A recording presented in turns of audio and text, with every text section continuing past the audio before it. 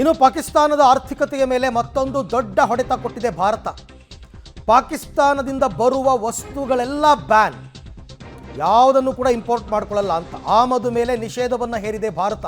ಇದು ಕೂಡ ದೊಡ್ಡ ಹೊಡೆತನೇ ಪಾಕಿಸ್ತಾನಕ್ಕೆ. ಹಾಗೆ ನೋಡಕ್ಕೆ ಹೋದರೆ ವಾಣಿಜ್ಯ ಸಚಿವಾಲಯದಿಂದ ಈಗಾಗಲೇ ಅಧಿಸೂಚನೆ ಪ್ರಕಟ ಆಗಿದೆ, ಯಾವ ವಸ್ತುಗಳನ್ನು ಪಾಕಿಸ್ತಾನದಿಂದ ತರಿಸ್ಕೊಳ್ಳಲ್ಲ. ಯಾಕೆಂದರೆ ಈ ಡ್ರೈ ಫ್ರೂಟ್ಸು, ಆ್ಯಪಲ್ಲು, ಕಾಶ್ಮೀರ್ ಕೇಸರಿ ಇವೆಲ್ಲವೂ ಕೂಡ ನಮಗೆ ಪಾಕಿಸ್ತಾನದಿಂದ ಹೆಚ್ಚೆಚ್ಚು ಬರ್ತಾ ಇತ್ತು. ಡ್ರೈ ಫ್ರೂಟ್ಸ್ ಆಗಲಿ ಅಥವಾ ಆ್ಯಪಲ್ ಆಗಲಿ, ಪಾಕಿಸ್ತಾನ ಕೇಸರಿ ಆಗಲಿ ಎಲ್ಲವೂ ಕೂಡ ಇನ್ನು ಮುಂದೆ ಭಾರತಕ್ಕೆ ಬರಲ್ಲ ತಾತ್ಕಾಲಿಕವಾಗಿ. ವಾಣಿಜ್ಯ ಸಚಿವಾಲಯ ಅಧಿಕೃತ ಅಧಿಸೂಚನೆಯನ್ನೇ ಹೊರಡಿಸ್ಬಿಟ್ಟಿದೆ. ಅಂದರೆ ಕೊಳ್ಳುವಿಕೆ, ಮಾರಾಟ ಎಲ್ಲ ಬಂದು ಯಾವುದೂ ಇಲ್ಲ ಅಂತ. ಪಾಕಿಸ್ತಾನವನ್ನು ದಿನದಿಂದ ದಿನಕ್ಕೆ ದುರ್ಬಲ ರಾಷ್ಟ್ರವನ್ನಾಗಿ ಭಾರತ ಮಾಡ್ತಾ ಇದೆ. ನೇರವಾಗಿ ಹೊಡೆದೇ ಇದ್ದರೂ ಕೂಡ ಪ್ರತಿನಿತ್ಯ ಇವರು ಕೈಗೊಳ್ತಾ ಇರ್ತಕ್ಕಂಥ ಒಂದೊಂದು ನಿರ್ಧಾರದಿಂದ ಪಾಕಿಸ್ತಾನದ ರೆಕ್ಕೆ ಪುಕ್ಕಗಳೆಲ್ಲ ಕಟ್ಟಾಗ್ತಾ ಇವೆ. ಆ ದೇಶಕ್ಕೆ ಮೊದಲೇ ದುಡ್ಡಿಲ್ಲ, ಈಗ ಇನ್ನೊಂದು ಆರ್ಥಿಕ ಹೊಡೆತ ಇದು.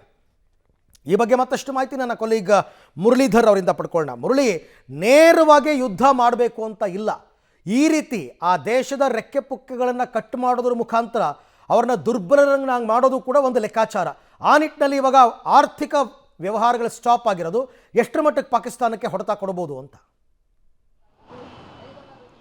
ಖಂಡಿತವಾಗಿ ಅರವಿಂದ್, ಯಾಕಂದರೆ ಪ್ರಮುಖವಾಗಿ ಪಾಕಿಸ್ತಾನದ ಆರ್ಥಿಕ ಸ್ಥಿತಿ ಯಾವ ರೀತಿ ಇದೆ ಅನ್ನೋದು ಎಲ್ಲರಿಗೂ ಕೂಡ ಗೊತ್ತಿರುವಂಥ ವಿಚಾರ. ಯಾಕಂದರೆ ದಿವಾಳಿತನವನ್ನು ಹೊಂದಿದಂಥ ರಾಷ್ಟ್ರ ಅದು. ಆ ರಾಷ್ಟ್ರದ ಮೇಲೆ ಮತ್ತೊಂದು ಸರ್ಜಿಕಲ್ ಸ್ಟ್ರೈಕನ್ನು ಆರ್ಥಿಕತೆಯ ಮೂಲಕವೇ ಮಾಡುವಂಥ ಪ್ರಯತ್ನವನ್ನು ಭಾರತ ಮಾಡುತ್ತಾ ಇರುವಂಥದ್ದು. ಯಾಕಂದರೆ ರಫ್ತು ಇರ್ಬೋದು, ಆಮದು ಇರ್ಬೋದು, ಎರಡನ್ನೂ ಕೂಡ ಸಂಪೂರ್ಣವಾಗಿ ಬ್ಯಾನ್ ಮಾಡೋ ಮೂಲಕ ಆರ್ಥಿಕವಾಗಿ ಅವರಿಗೆ ಹೊಡೆತವನ್ನು ಕೊಡಬೇಕು. ಈಗಾಗಲೇ ಜಲ ಯುದ್ಧ ಅಂತ ಏನು ಹೇಳ್ತಿದ್ರು, ಸಿಂಧು ನದಿಯ ನೀರನ್ನು ಅಲ್ಲಿಗೆ ಹೋಗದೇ ಇರೋ ರೀತಿಯಲ್ಲಿ ಮಾಡುವಂಥದ್ದು, ಜೊತೆಗೆ ಯಾವ್ಯಾವ ರೀತಿಯಲ್ಲಿ ಸಣ್ಣ ಸಣ್ಣ ವಿಚಾರಗಳನ್ನು ಕೂಡ ಮುನ್ನೆಲೆಗೆ ತರುವಂಥದ್ದು, ಜೊತೆಗೆ ಅವರ ರೆಕ್ಕೆ ಪುಕ್ಕವನ್ನು ಕತ್ತರಿಸುವ ಮೂಲಕ ಅವರ ಸಂಪೂರ್ಣ ಆಟೋಟೋಪಗಳಿಗೆ ಬ್ರೇಕ್ ಹಾಕುವಂಥ ಪ್ರಯತ್ನಗಳನ್ನು ಏನೇನು ಮಾಡಬೇಕಿತ್ತು ಅದೆಲ್ಲನೂ ಕೂಡ ಈಗ ಸದ್ಯಕ್ಕೆ ಮಾಡ್ತಾ ಇರೋಂಥ. ಇವತ್ತು ವಾಣಿಜ್ಯ ಸಚಿವಾಲಯದಿಂದನೂ ಕೂಡ ಒಂದು ಅಧಿಕೃತ ಆದೇಶ ಹೊರಗಡೆ ಬಂದಿದೆ.